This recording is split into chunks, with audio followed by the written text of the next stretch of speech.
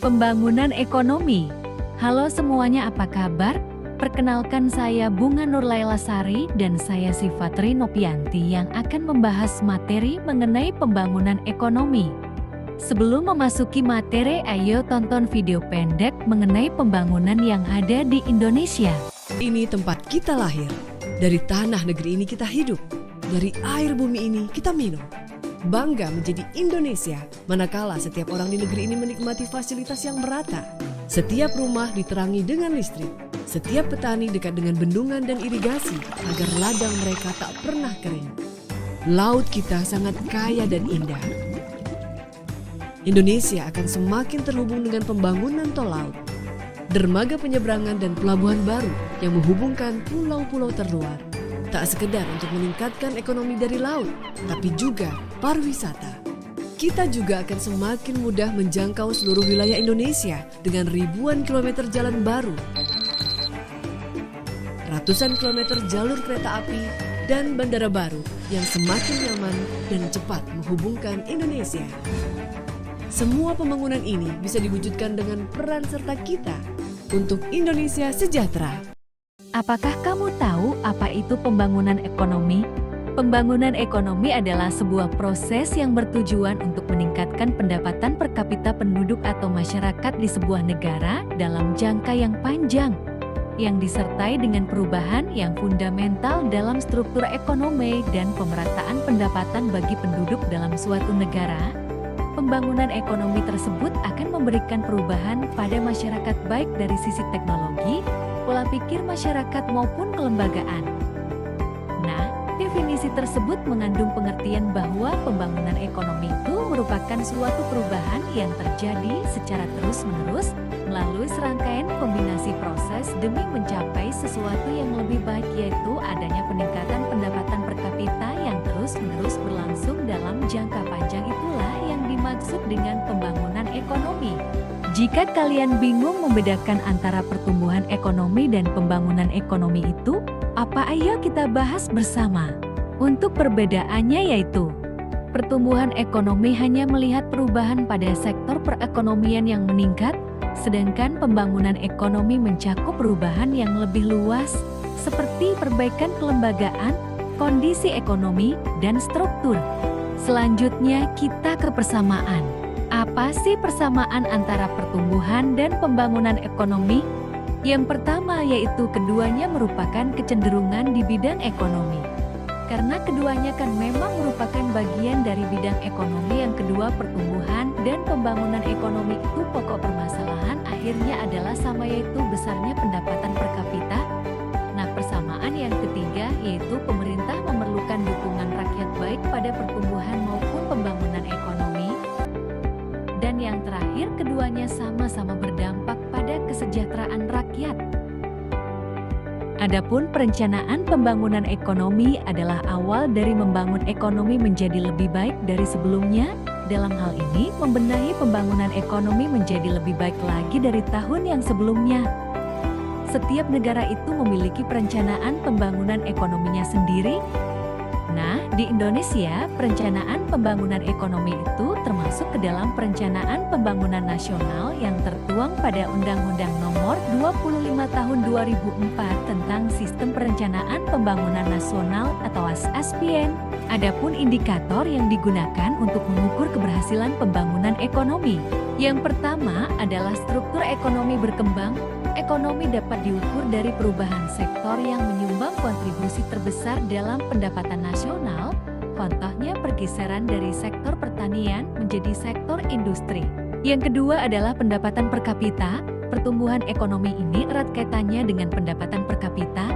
Jika pendapatan per kapita itu semakin naik, pasti disebabkan oleh perekonomian yang stabil, artinya kesejahteraan masyarakat akan terjamin. Yang ketiga yaitu indeks pembangunan manusia, menjelaskan bagaimana penduduk dapat mengakses hasil pembangunan dalam memperoleh pendapatan, kesehatan, pendidikan, dan sebagainya. Indeks ini dibentuk oleh 3 dimensi dasar yaitu umur panjang dan hidup sehat, pengetahuan, serta standar hidup layak yang dapat dilihat berdasarkan pendapatan per kapita, angka harapan hidup, durasi lamanya sekolah. Ada beberapa faktor yang sangat mempengaruhi pembangunan ekonomi. Yang pertama yaitu sumber daya manusia. Karena sumber daya manusia ini menjadi faktor yang sangat penting terhadap tinggi rendahnya pembangunan ekonomi. Yang kedua adalah sumber daya alam. Sumber daya alam ini merupakan faktor yang tidak kalah pentingnya juga dalam pembangunan ekonomi. Karena umumnya negara yang sedang dalam tahap perkembangan sangat bergantung pada sumber daya alam dalam pembangunan negaranya. Yang ketiga yaitu sumber daya modal. Contohnya itu berupa barang yang penting untuk perkembangan serta kelancaran dalam pembangunan ekonomi. Sebab barang modal ini juga bisa untuk meningkatkan dan memperbaiki produksi. Yang keempat yaitu ilmu pengetahuan dan teknologi. Perkembangan ilmu pengetahuan sangat pesat khususnya di bidang teknologi. Hal tersebut dapat mempengaruhi pembangunan ekonomi suatu negara. Dan yang kelima yaitu budaya. Budaya memberikan dampak tersendiri terhadap pembangunan ekonomi yang dilakukan. Faktor ini dapat berfungsi sebagai pembangkit atau pendorong proses pembangunan, tetapi juga bisa saja mungkin menjadi penghambat pembangunan jika tidak disikapi dengan benar, sehingga atas budaya yang kita miliki, kita hormati, dan kita kembangkan secara benar. Biasanya apa aja sih masalah-masalah dalam pembangunan ekonomi?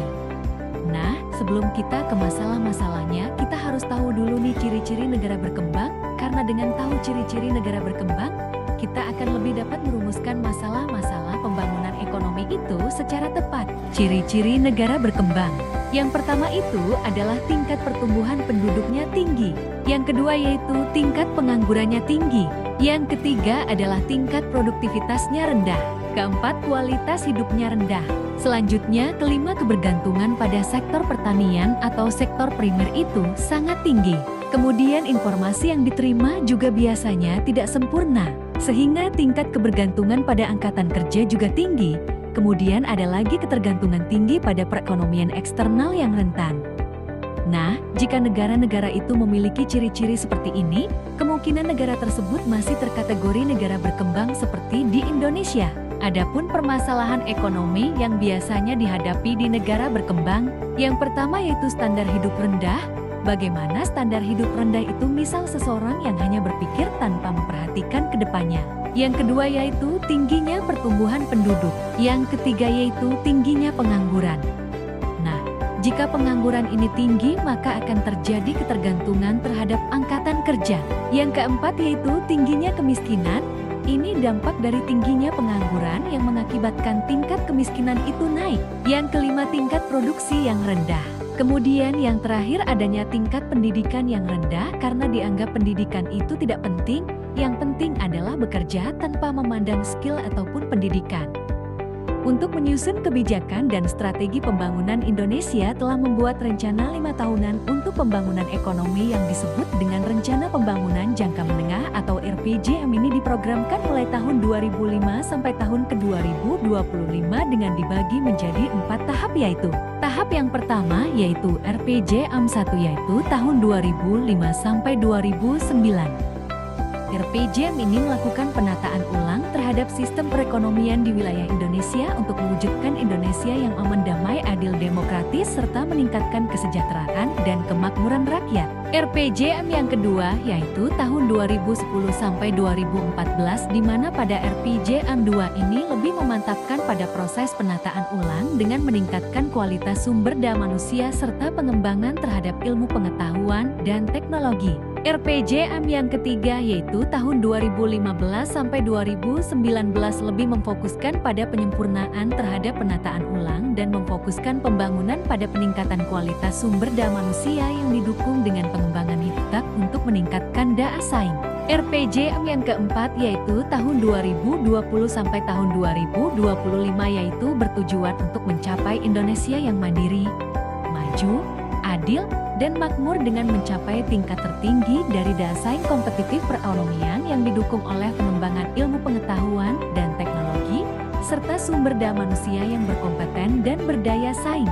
Adapun dampak dari pembangunan ekonomi itu saya bagi menjadi 2 sisi. Yang pertama adalah dampak positif dari pembangunan ekonomi.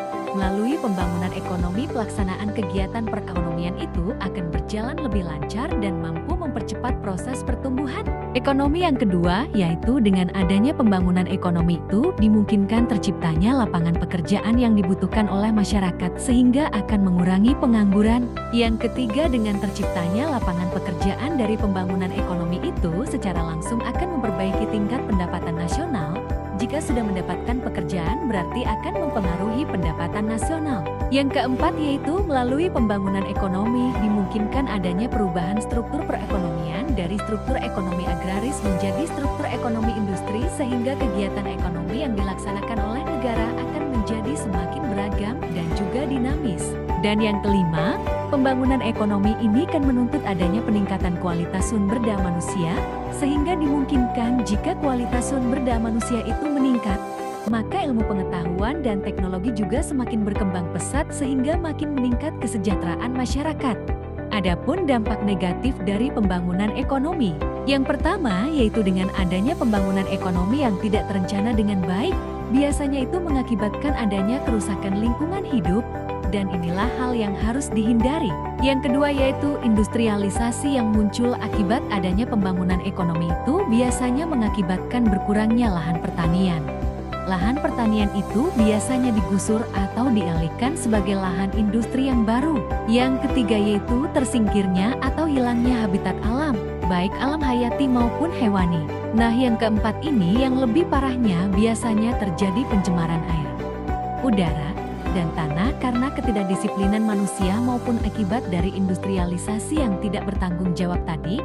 Oleh karena itu, kita harus memanfaatkannya secara benar, JPEN menggunakannya secara bijak tentang pembangunan ekonomi dan pertumbuhan ekonomi ini agar dampaknya dapat bermanfaat bagi kita semua untuk masa depan kita bersama.